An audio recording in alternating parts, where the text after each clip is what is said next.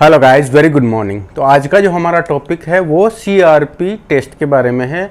हम इससे पहले ब्लड टेस्ट के बारे में बात कर रहे थे कि कोई भी आप नया एक्सरसाइज प्रोग्राम चालू कर रहे हैं, नया डाइट प्लान, अपने हेल्थ से रिलेटेड कोई भी नया एक्टिविटी चालू कर रहे हैं तो कैसे ट्रैक करते हैं अपना फिटनेस स्कोर जो है उसको कैसे ट्रैक करते हैं। उसमें बहुत सारी चीज़ें होती है, जैसे फिजिकल असेसमेंट हो गया, आपका रेस्टिंग हार्ट रेट हो गया, फ्लेक्सिबिलिटी, वो सारी चीज़ें। तो उसके साथ में हमको ब्लड टेस्ट का भी कुछ बेसिक ब्लड टेस्ट होते हैं, उनका भी अपने को रिकॉर्ड रखना है ताकि आगे जाके 3 महीने 6 महीने में कितना प्रोग्रेस हुआ, अंदर से कितना इम्प्रूवमेंट हुआ है, वो सब चीज़ें हम देख के कंपेयर कर सकें। ये एकदम रैंडम टेस्ट होते हैं जो हमको करवाने होते हैं।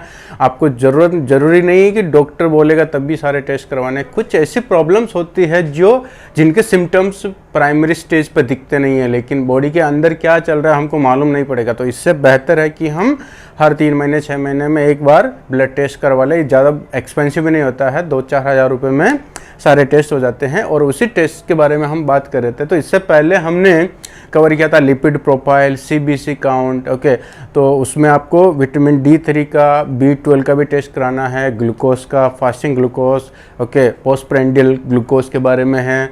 बहुत सारे ऐसे टेस्ट हैं जो एक्चुअल में इंपॉर्टेंट है और हमारा फिटनेस स्कोर उससे हम ट्रैक कर सकते हैं, ओके। तो आज हम बात करेंगे सीआरपी के बारे में। सीआरपी सी रिएक्टिव एक प्रोटीन होता है जो हमारा लीवर प्रोड्यूस करता है। कहीं पर भी बॉडी के अंदर इन्फ्लेमेशन रहेगा तो उसके रिस्पॉन्स में लीवर एक प्रोटीन जो है ब्लड में प्रोड्यूस करता है, और ये ब्लड में आपको मिलेगा। इसका लेवल कितना है, कितना बड़ा है, अचानक से उससे पता चलेगा कि बॉडी में कितना इन्फ्लेमेशन हो रहा है।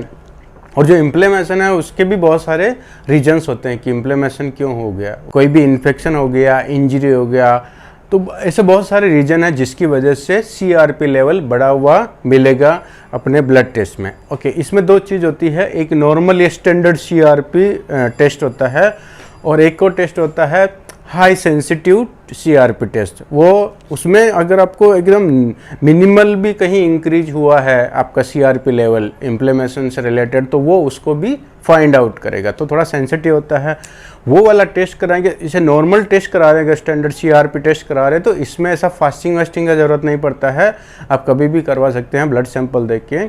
लेकिन अगर हम हाई सेंसिटिविटी वाला जो सीआरपी टेस्ट कराते हैं तो उसमें लिपिड प्रोफाइल का भी टेस्ट शायद किया जाता है। जब हम हाई सेंसिटिविटी सीआरपी टेस्ट कराते हैं तो जो लैब टेक्नीशियन है वो आपको ये भी पूछ सकते हैं कि आपको लिपिड प्रोफाइल का टेस्ट करना पड़ेगा इसके साथ में है फॉर मोर एक्यूरेसी, ओके, जो और अच्छे रिजल्ट्स के लिए।